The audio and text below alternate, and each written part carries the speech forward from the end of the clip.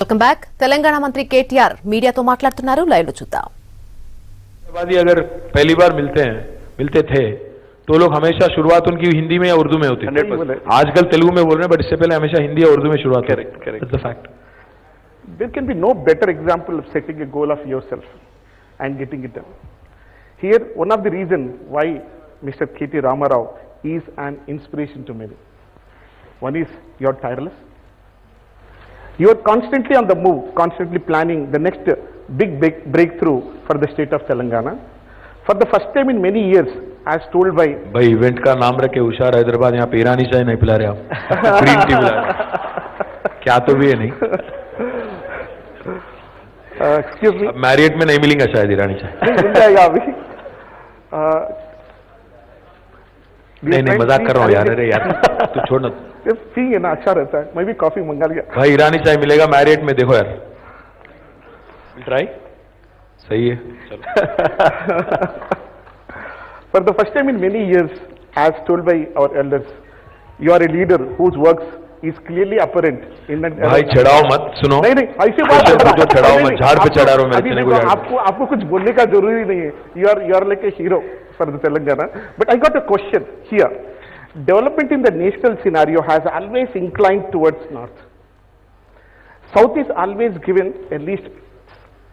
Likewise, in Hyderabad, the development trend over the years have been towards the west of Hyderabad. Why not east? Especially in terms of IT. Is there any different side of the Hyderabad that we can look forward for development? Absolutely. In fact, I will tell you one thing. कि हैदराबाद अगर all round development नहीं होता है, it will be a grave injustice to all of our children and all of our future generations. मुझे याद है जब मैं स्कूल में था, अगर शॉपिंग करने के लिए कहीं जाना होता, अगर बाटा जूते खरीदने होते तो हैबिट्स में ही मिलते, आपको कहीं और नहीं मिलते. एक ही जगह था, वो चिरागली लेन, वो हैबिट्स वाला मेन रोड, वही चेरमास, वही वेयर हाउस, वही जॉन्स बेकरी, वहीं पे पूरा धंधा चलता था, एक हैबिट्स से लेकर कोटी तक. हाँ जी. पूरा हैदराबाद में और कहीं शॉपिंग नहीं था. पर आज आप देखो हैदराबाद में चौतरफ आपको हर जगह आपके पास शॉपिंग है. अगर आप कुत्तापेट भी जाते हो, हमारे दयानंद साहब वहीं से आर के पुरम से, वहां पे भी आज खूब सारे शॉपिंग है. आप वहां चले गए एलबी नगर, और वहां पे भी शॉपिंग है. दिलसुख नगर शॉपिंग है. यहाँ पे कुकटपल्ली आ जाओ शॉपिंग है. हैदर नगर है, पटानचरू तक है. अगर इधर चले जाओ तो उप्पल, as Rao Nagar.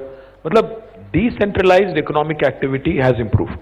Bye and large business today is not confined to one area. Core city जो एमसीएच थी, जिसमें जो हमारे पुराने बेगम बाजार, चिरागली लेन, कोटी, ट्रूप बाजार, जितने भी हमारे व्यापारी थे वहीं पे थे, आज वहीं तक सीमित नहीं है. आज हैदराबाद पूरा बिजनेस तो हर जगह फैला हुआ है. उसके बाद after that if you look at it, there are certain sectors which have preferred certain parts of the city. For example IT का आपने जिक्र किया, तो आईटी ज्यादा कॉन्सेंट्रेटेड वेस्ट में है. उसको डिसेंट्रलाइज करने के लिए फिलहाल मतलब हाल ही में हमने एक पॉलिसी लाया गवर्नमेंट की तरफ से, जिसका नाम है grid, growth in dispersion. Growth in dispersion का मतलब यह हुआ कि हम लोग ये चाहते हैं कि आईटी ना सिर्फ वेस्टर्न पार्ट तक सीमित हो जाए, बल्कि वो पूरा हैदराबाद में फैल जाए. मतलब नॉर्थ में भी, साउथ में भी और ईस्ट में भी. और उसके लिए हम लोग एडिशनल इंसेंटिव दे रहे हैं. अगर आप उप्पल में, जैसा अभी उप्पल में हमने 5 आईटी पार्क लॉन्च किया, उप्पल में एक शिल्पारामम भी हमने बनाया, मेट्रो भी वहां तक हमने बना दिया. तो इससे क्या हो जाएगा ना, जब मेट्रो वहां तक बनती है तो जरूर वहां पे इकोनॉमिक एक्टिविटी बढ़ेगी, क्योंकि लोगों को आने जाने के लिए एक अच्छा पब्लिक ट्रांसपोर्टेशन का व्यवस्था जब मिलेगी तो जरूर वहां पे भी इकोनॉमिक एक्टिविटी होगी. तो मेरी तो उम्मीद यह है, यकीन ये है कि जरूर हैदराबाद में ईस्टर्न पार्ट में आप आगे आने वाले 1-2 साल में आप आईटी पार्क देखेंगे. मैं कोम्पल्ली में भी एक आईटी पार्क इनॉग्रेट कर रहा हूं गवर्नमेंट की तरफ से, वहां पे भी एक आईटी पार्क बना रहे हैं. और जो सदर्न पार्ट ऑफ हैदराबाद है, जो हमारे पहाड़ी शरीफ के पीछे वाली इलाका जो है एयरपोर्ट की तरफ जो है, वहां पे भी हम लोग 2 इलेक्ट्रॉनिक मैन्युफैक्चरिंग क्लस्टर प्रमोट कर रहे हैं, जिसमें अभी हाल ही में जो अमेजॉन आया था, अमेजॉन वेब सर्विसेज, वो वहीं पे लगा रहा है पैसा. तो मैं आप सभी लोगों से कहना चाहता हूं, we are committed to 2 things. We are committed to decongesting the city of Hyderabad.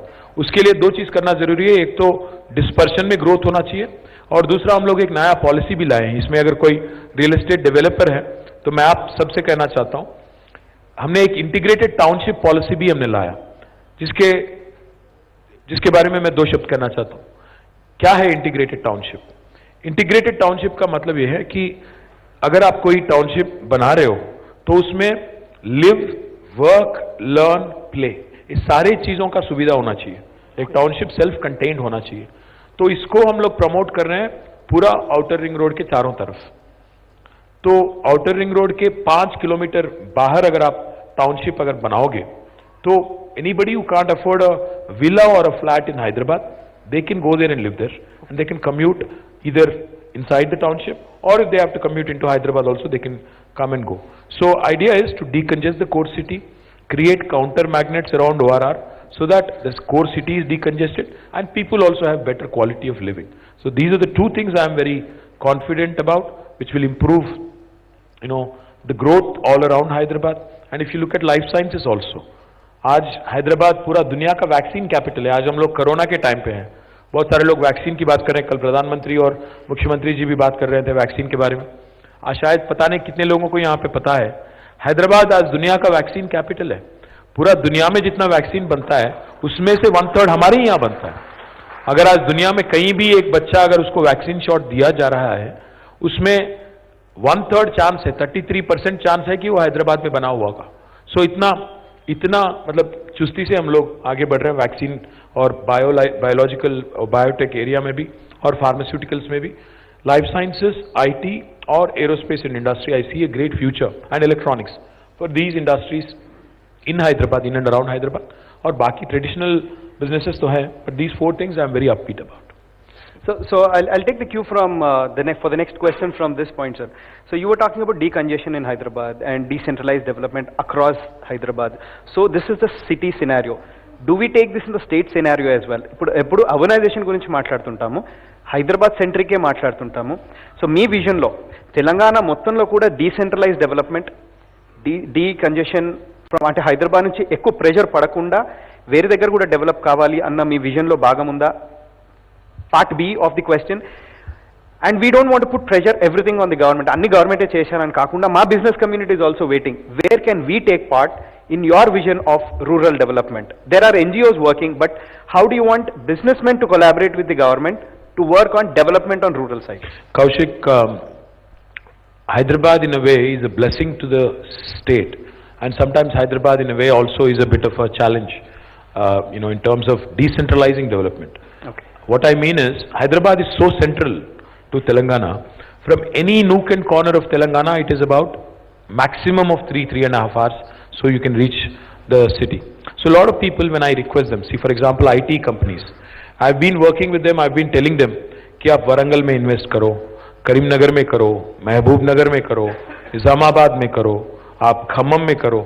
Unfortunately, they say Hyderabad इतना अच्छा जगह है, हमारे एम्प्लॉयज भी यहीं पे आएंगे, अगर मेरा कोई विजिटर भी आ रहा है बाहर से तो हैदराबाद में ही आएगा, वो थोड़ी खम्मम जाएगा, वो थोड़ी करीमनगर जाएगा.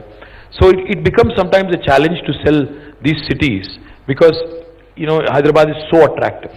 Secondly, let me point out, ये वो दिन ज्यादा दूर नहीं है जब high speed rail network India में भी आएगा. जैसे जापान में आपने सभी लोगों ने ट्रैवल तो किया ही होगा, जापान और वेस्ट और इवन यूरोप, जहां पे आपको आज 1 घंटे में आपको 200-250 किलोमीटर के रफ्तार से चलने वाले ट्रेन यहां पे भी आएंगे. जब वो साकार हो जाएगा, then what will happen is it does not matter.